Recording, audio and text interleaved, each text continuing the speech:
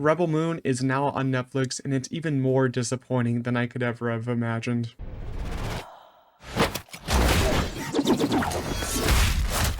Welcome back to the channel, everyone. I hope you're all doing well. As I said in the intro, today I'll be reviewing Rebel Moon. I'm not going to talk about any big spoilers in this, so don't worry about that. Before we get started, make sure to like this video, subscribe to the channel. We're on the road to 500 subscribers. It's free to do so.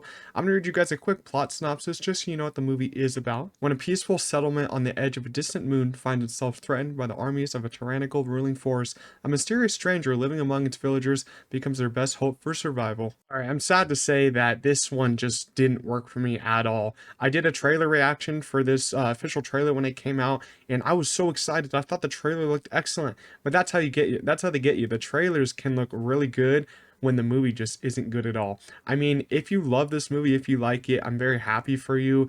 I'm just very disappointed because I went in wanting to like it. I just went in so disappointed. I almost hated it. I'm not going to say I really hated it. I just thought it was pretty bad for Zack Snyder levels of movies.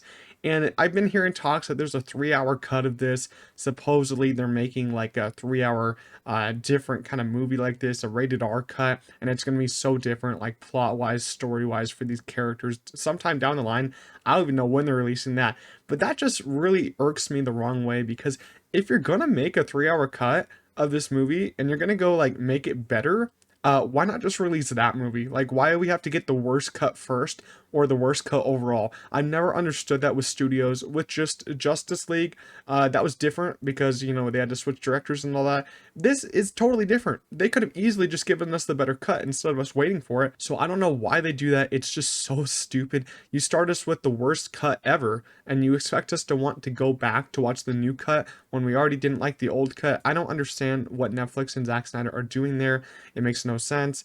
Zack Snyder is directing this. I like some of his movies.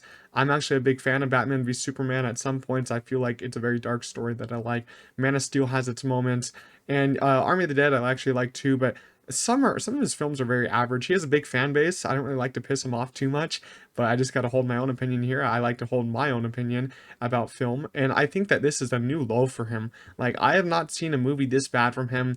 I don't know if I've seen a movie this bad from him. I mean, I haven't seen all of his movies, so maybe there's a movie worse than this, but this is the worst movie I've seen from him yet, even though I haven't seen them all. I was just stunned at, how, it just is a science fiction film. And I will say I'm a big fan of science fiction. I even like all the bad movies. Like, some of the bad movies of science fiction that some people don't like, I actually love a lot. I feel like they're pretty fun. But this one just didn't work for me at all. I feel like it's just, it feels so uninspired. It's unoriginal, and it just is so one note. Like, it's trying to be like so many different things at once. It's trying to be like a Star Wars. It's trying to be like a Dune. And sometimes I don't know, I feel like they're just going for so much that they're just not making anything work here. And that just really disappoints me, because you could have made such an interesting original story and had some very cool effects in here, very cool direction moments. But I feel like the direction here was also pretty weak. I don't know what Zack Snyder was doing. I think he was just going for like the very cool moments. Everything else just really didn't land for me. It just really fell flat, and it's just so it's so interesting what he was going for and how he thought it was going to work, and it just didn't work. And the script and the characters are even worse. I'll say the direction isn't as bad as the script, but everything in here, as I said, feels so one note. The characters aren't interesting just because of how bad the script is. I was just blown away by how the script just couldn't keep me entertained. I picked up my phone a couple times during this. I try not to when I watch these new movies on Netflix, but man, I had to pick up my phone and just check it, because the first hour was really a slugfest. There was nothing really interesting happening, and it just doesn't help when you have characters that you don't care for because they're underdeveloped, and you just have a script that doesn't help them at all. And I feel like the cast, they tried to do a great job here, but there's just so much that you can do.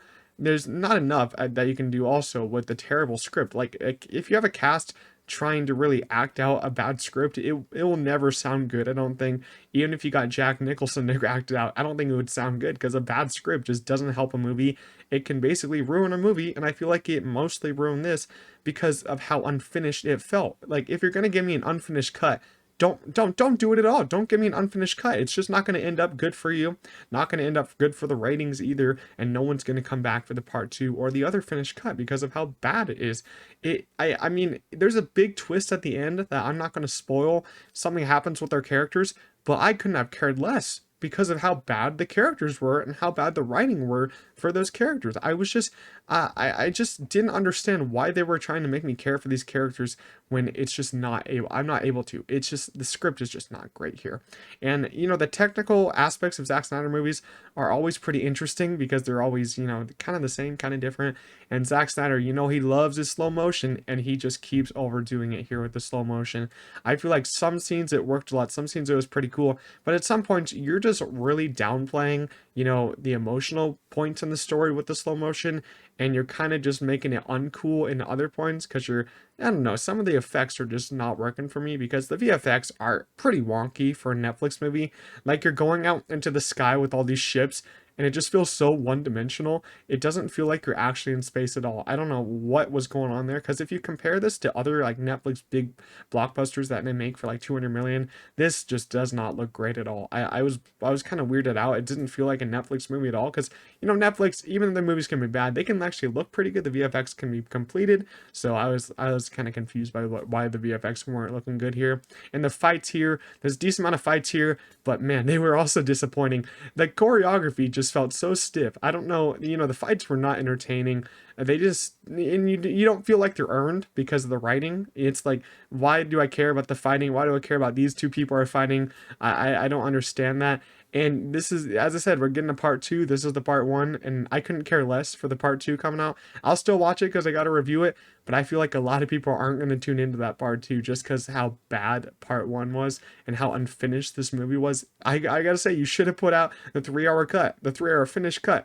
I don't know why you put out a half of a movie like this. It's not going to work for you. So overall, Rebel Moon really disappointed me. As I said, I went into it with an open mind. I love the trailer, but Zack Snyder's vision here just didn't work at all. The characters fell flat, the script was average and pretty bad at times, and the VFX just weren't up to standard.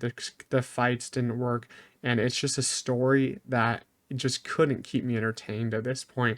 So Rebel Moon, I'm gonna give a 4.5 out of 10. I mean, you guys should go in with an open mind too, but I'm seeing a lot of people that I've followed, they're not really liking it a lot. Zack Snyder fans, if you like it, good for you. I'm not gonna, you know, I'm not gonna say anything bad about that. You can like whatever you want, but let me know down in the comments if you did enjoy Rebel Moon or didn't enjoy. I'd love to hear your thoughts. Like this video if you did enjoy. Subscribe to the channel, and I'll see you guys in the next one. Peace out.